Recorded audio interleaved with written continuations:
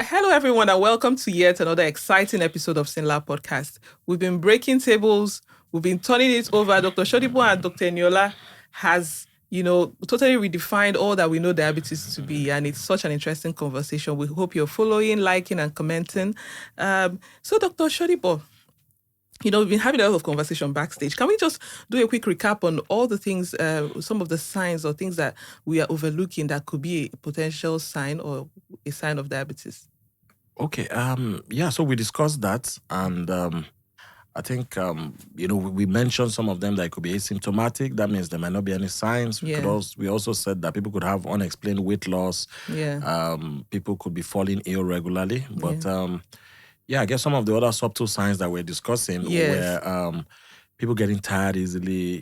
Sometimes you just ascribe it to stress. But it may just be due to the fact that the glucose levels are increasing. They are not getting to where they are needed, so the person feels fatigued. I thought the glucose is the energy. Yes, but the challenge is there's excess glucose in the body. Okay. But it's not getting to where they are supposed to be playing a role. Yeah, so it's just like having so much water somewhere, but water is not coming out of the tap. So, you also mentioned something about deaths. Yeah.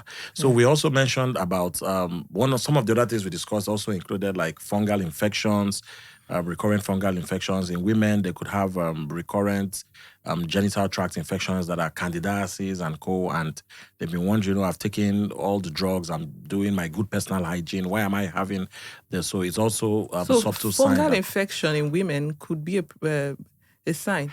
It could, especially when it's recurrent. Recurrent despite difficult to treat. So it's also advised that that person gets screened.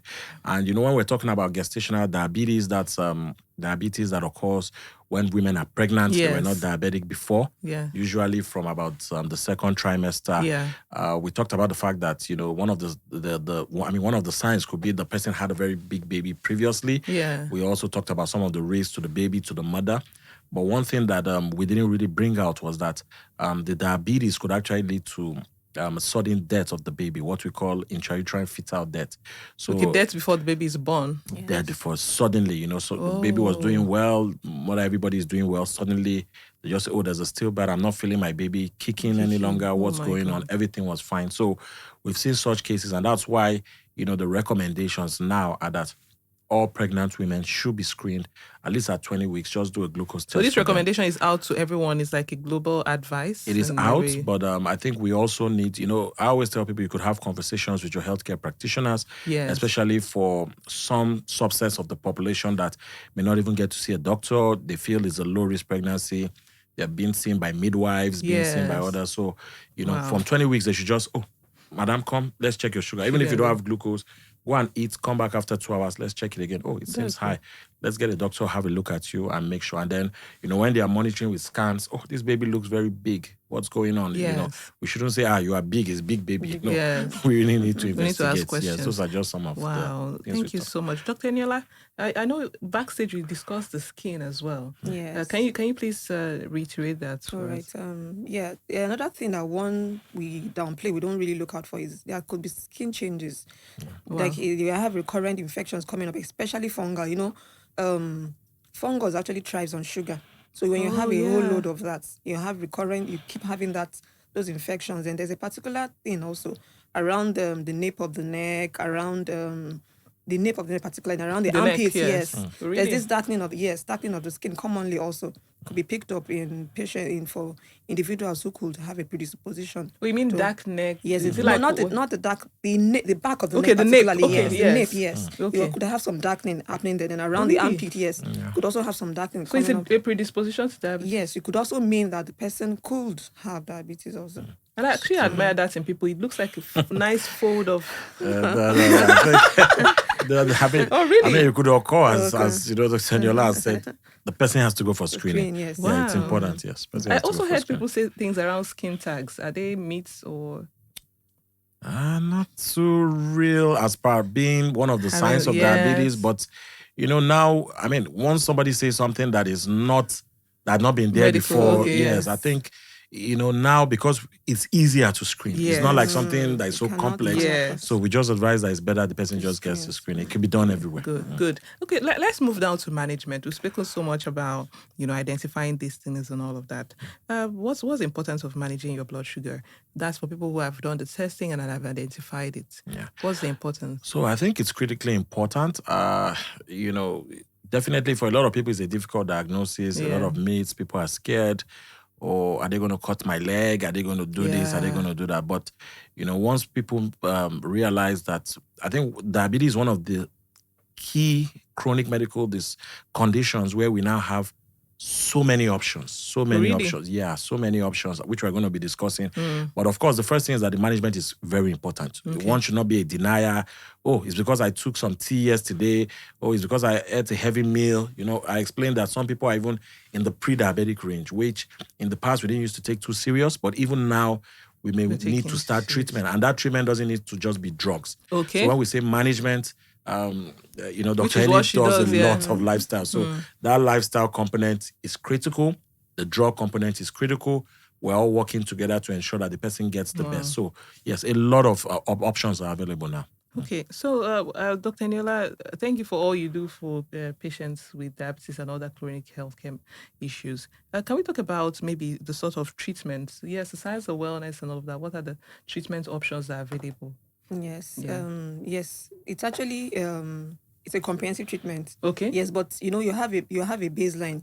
You cannot take out lifestyle from it, even while you're on medications on other things. Yeah. But lifestyle is also part. So you talk about medications. You have I'm not sure we could start mentioning names. Oh yes. Well, definitely. Okay, so there's a medication. And there are medications. There are sometimes patients. If the patients are not doing well on medications, they may have to start taking certain injections. Okay, like insulin injections. Yes. Okay. And then this insulin injection, is it for every other person with diabetes or?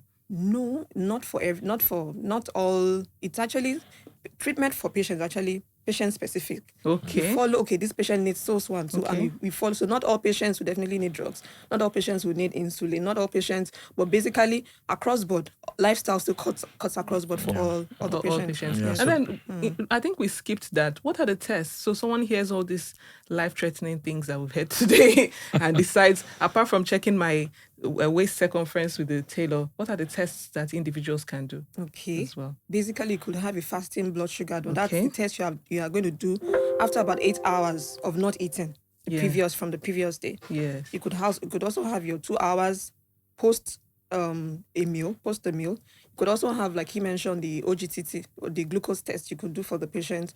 Then there's also the glycated hemoglobin. Okay. HbA1c. Yes, it's also you could also check for control over as long as 3 months. So the test checks how your blood or your sugar level has been over a period of time. And it's also important that aside the checking for those things, there are also complementary tests you will also want to run for those patients. Okay. We want to check for the patient's lipids. Okay. It's important. You want to. What are these lipids? Yes. Talk about the cholesterol. Yes. Oh. So you need to run the cholesterol test. Sometimes you may need to check for kidney function also for the patient. Yeah. So. Yeah. So as Dr. Henny has mentioned, I think it's it's one thing I also want to mention is that a lot of times now we all have all these test kits like the the rapid ones that you can the glucometers use. which are good. But when we're making a diagnosis, once we've done that, we should also go and try to do the test in some of the bigger labs so that we are sure, because some of the machines could have variations. So it's important that we go to a lab because the lab have standardized methods. So as she has mentioned, the fasting blood glucose, the random or the 2 hours after eating, and then some of the other tests. And I think we need to really focus on that because some people sometimes just focus on glucose. Yeah. The problem is DM affects protein metabolism, it affects cholesterol, and I tend to want to refer it to as fat in the blood because you see a lot of people say, "Oh, I'm so slim." So what are you talking about cholesterol? I mean, I even need the cholesterol. And they'll be shocked. So that's fat in the blood, this fat I'm seeing here may not be necessarily. I've seen a my situation, God, a miracle worker. Somebody comes and is so slim, you do, the cholesterol level, and it's so high. Meanwhile, somebody that is looking really, a bit bigger, and you do the cholesterol level and it's not as high as I'm saying, what's going on? Is it that the machine was wrong?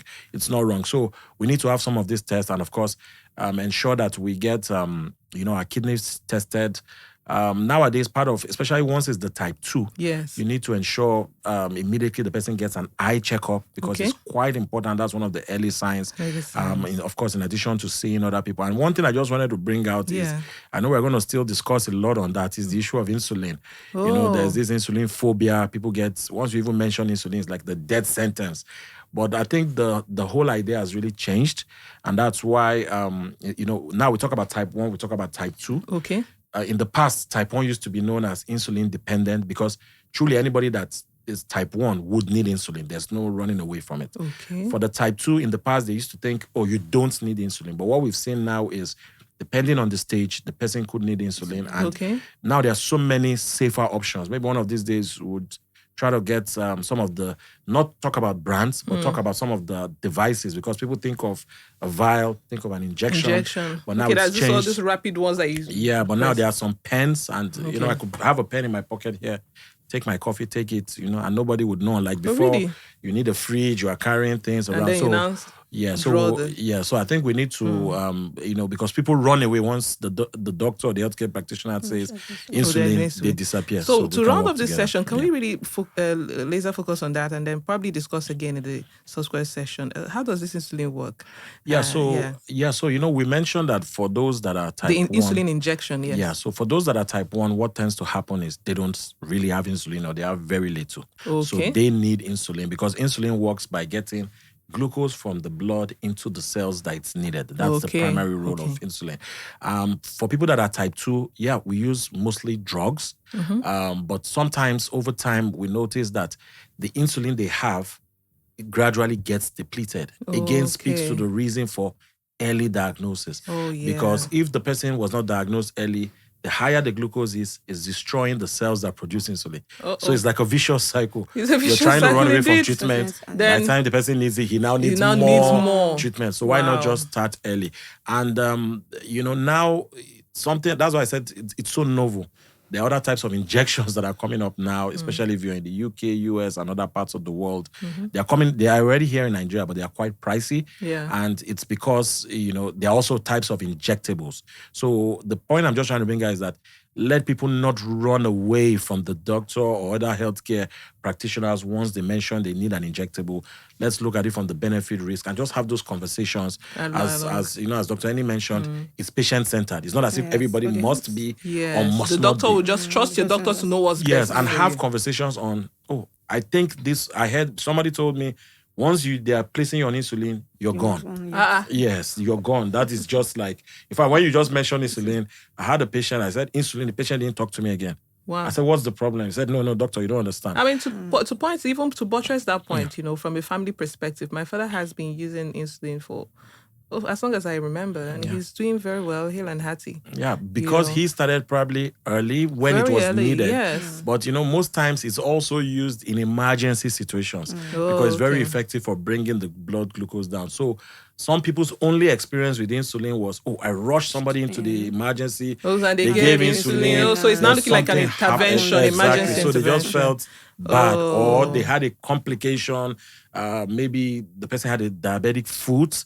They have to be on insulin. So that is the experience they had. So with that, I know the last one is people get worried. Once you take insulin, your sugar level is going down. So if I'm going to take insulin, maybe I have like 2 bowls of rice and then I take it. So, but all those things have changed, especially with, now it's so easy to monitor. Yeah. There's what we're going to discuss that, when you talk about self-care. You as the patient have a duty, have an obligation, and even have a right. You can tell the doctor, no, I've been monitoring. These are the levels I'm getting. That's fantastic. Can we have a conversation on this? Yeah. Wow. Yes. Thank you so much. This is absolutely educating. Yeah. Thank you so much. Thank you. I hope you're enjoying the episode.